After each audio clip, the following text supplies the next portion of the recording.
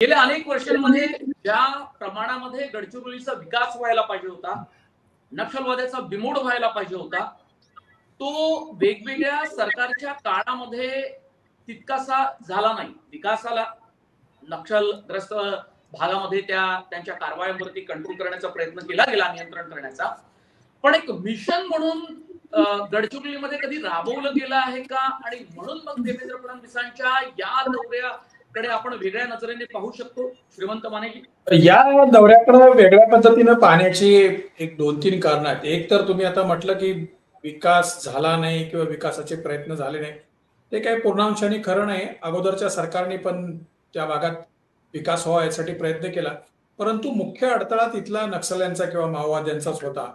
म्हणजे रस्त्यावरच्या कंत्राटदारांची वाहनं जाळण्यापासून तर त्यांच्या अपहरणापासून, त्यानंतर या पद्धतीच्या विकास प्रक्रियेमध्ये सहभागी असलेले सरकारी कर्मचारी आणि बाकी सगळ्यांच्या त्यांचं अपहरण, त्यांच्या हत्या, अशा पद्धतीचं जे एक रक्तरंजित विरोध तिथं जो सगळ्या विकास कामांना व्हायचा, तो मुख्य अडथळा होता. आणि त्याच्यातला सगळ्यात मोठा भाग तो रस्त्यांचा आहे. कारण हा सगळा जो भाग आहे तो जंगल प्रदेश आहे, दुर्गम आहे आणि तिथं संपर्काचीच साधनं नाही आहेत. म्हणजे रस्ते नाही आहेत, बसगाड्या म्हणजे सार्वजनिक वाहतूक व्यवस्था नाही आहे. संपर्क साधायचा असेल तर एक BSNL सोडलं तर दुसरं काही मोठं नेटवर्क नाही आहे. आता अलीकडच्या काळात म्हणजे जेव्हापासून मोबाईल नेटवर्कचा प्रकार सुरू झाला, त्यामुळे मुख्य अडथळा तिथला संपर्काचाच होता आणि त्याचा फायदा सगळ्या नक्षल चळवळ घ्यायची आणि या सगळ्या विकास कामांना त्यांचा विरोध होता आणि त्यामुळं सरकारला ते साध्य होत नव्हतं. हा त्याच्यातला पहिला भाग झाला. दुसरा भाग असा की आता नक्षल्यांचा प्रभाव कमी झालाय. म्हणजे आता उत्तर गडचिरोली नक्षलमुक्त झालाय, दक्षिण गडचिरोली आता लवकरच नक्षलमुक्त होईल, तशी घोषणा पण झाली आणि तशी पावलं पण पडत आहेत. आणि याला जोडून जो तिथं जे उद्योग येत आहेत, म्हणजे आता सुरजागडच्या खाणीमधून जे लोह खनिजांचं उत्खनन होत आहे, ते आता जो चामोर्शी तालुक्यातला कोनसरीला जिथं जो स्टील प्लांट आहे, तो 7 MTPA प्लांट आहे, त्याच्या विस्ताराचं भूमिपूजन झालंय. तर या उद्योगामुळे तिथल्या भागातल्या लोकांना रोजगार मिळतोय आणि आता जो नक्षल चळवळ संपवण्याचे सगळे प्रयत्न जे आहेत त्याला वेग आणखी येईल. त्याचं कारण असं आहे की रोजगार मिळतोय आणि परवा दिवशी आणखी एक वेगळी गोष्ट झाली, ती म्हणजे तिथल्या सगळ्या कर्मचाऱ्यांना 1000 कोटींच्या शेअर्स, कंपनीच्या शेअर्स किंवा समभागाचं वाटप झालं. मुख्यमंत्र्यांनी किंवा बाकीच्यांनी सांगितलं की आता हे कर्मचारी नुसते राहिलेले नाही आहेत, ते त्या कंपन्यांचे मालक झाले ऍज अ शेअर होल्डर म्हणून.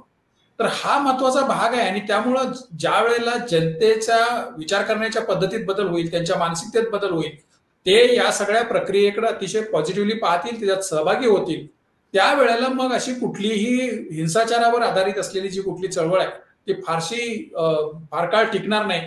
हा एक आश्वासक अशा पद्धतीचा संदेश परवाच्या दौऱ्यातून मिळालाय. अगोदरच्या पालकमंत्र्यांनी, अगोदरच्या मुख्यमंत्र्यांनी त्या भागातले प्रयत्न केले, खरं आहे, परंतु त्यातला मुख्य अडथळा जो होता तो लोकांच्या हाताला काम नव्हतं. आणि अशी जी तरुण पोरं जी आहेत, जी हाताला काम नाही आहेत, जी थोडीशी निराश झालेली आहेत, तर त्यांना टिपलं जात होतं या सगळ्या माओवाद्यांकडून आणि त्यांना रिक्रूट म्हणून भरती करणं, त्यांचा वापर करणं.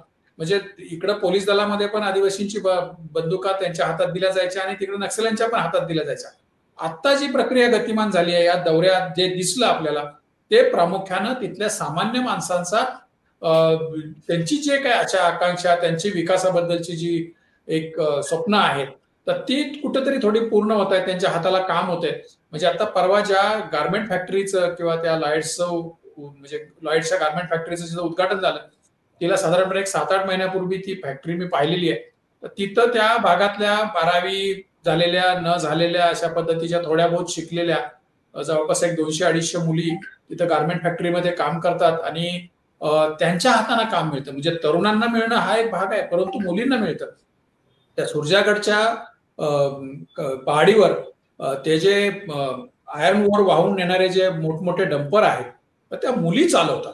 हे खूप वेगळं आहे. हे फार माहित नाही, आता त्याचं परवा दिवशी उद्घाटनाच्या निमित्तानं थोडं बहुत झलक दिसली, परंतु हे जे काही तरुणींना आणि तरुणांना ज्या पद्धतीनं मुख्य प्रवाहामध्ये आणलं जात आहे, त्यांची कमाईच म्हणजे घरातलं कमावती व्यक्ती म्हणून त्या मुलांना, त्या मुलींना जे काही एक प्रतिष्ठा प्राप्त होईल, तर ती इथून पुढे या एकूण भागाच्या विकासासाठी खूप महत्वाची ठरेल असं मला वाटतं.